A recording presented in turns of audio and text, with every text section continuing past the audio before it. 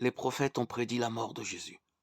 D'Adam à Jésus, Dieu a envoyé des prophètes parmi les hommes, les avertissant du châtiment du péché, annonçant la venue du Messie. L'un des prophètes, Ésaïe, l'a décrit ainsi. Qui a cru à notre prédication? À qui le bras de l'Éternel a-t-il été révélé? Il a grandi devant lui comme une jeune plante, comme un rejeton qui sort d'une terre toute sèche. Il n'avait ni beauté ni splendeur propre à attirer nos regards, et son aspect n'avait rien pour nous plaire. Méprisé et délaissé par les hommes, homme de douleur, habitué à la souffrance, il était pareil à celui face auquel on détourne la tête. Nous l'avons méprisé, nous n'avons fait aucun cas de lui. Pourtant ce sont nos souffrances qu'il a apportées, c'est de nos douleurs qu'il s'est chargé.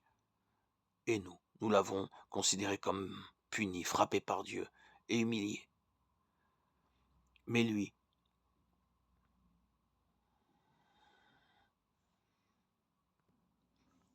il était blessé à cause de nos transgressions,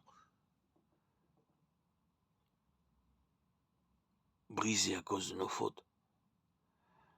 La punition qui nous donne la paix est tombée sur lui, et c'est par ses blessures que nous sommes guéris. Nous étions tous comme des brebis égarées. Chacun suivait sa propre voie, et l'Éternel fait retomber sur lui nos fautes à tous. Il a été maltraité, il s'est humilié, et n'a pas ouvert la bouche.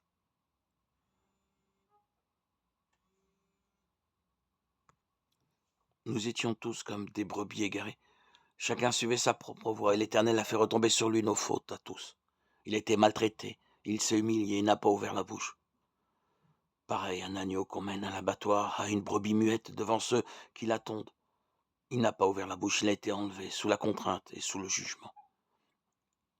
Et dans sa génération, qui s'est inquiété de son sort, qui s'est soucié de ce qu'il était, exclu de la terre des vivants, frappé à cause de la révolte de mon peuple. On a mis sous tombeau parmi les méchants sa tombe avec le riche, alors qu'il n'avait pas commis de violence et qu'il n'y avait pas eu de tromperie dans sa bouche. L'Éternel a voulu le briser par la souffrance. Si tu fais de sa vie un sacrifice de culpabilité, il verra une descendance et vivra longtemps. Et la volonté de l'Éternel sera accomplie par son intermédiaire. Après tant de troubles, il verra la lumière et sera satisfait. Par sa connaissance, mon serviteur juste procurera la justice à beaucoup d'hommes. C'est lui qui portera leurs fautes. Voilà pourquoi je lui donnerai sa part au milieu de beaucoup et il partagera le butin avec les puissants, parce qu'il s'est dépouillé lui-même jusqu'à la mort, et qu'il a été compté parmi les criminels, parce qu'il a porté le péché de beaucoup d'hommes et qu'il est intervenu en faveur des coupables. Ésaïe, chapitre 53.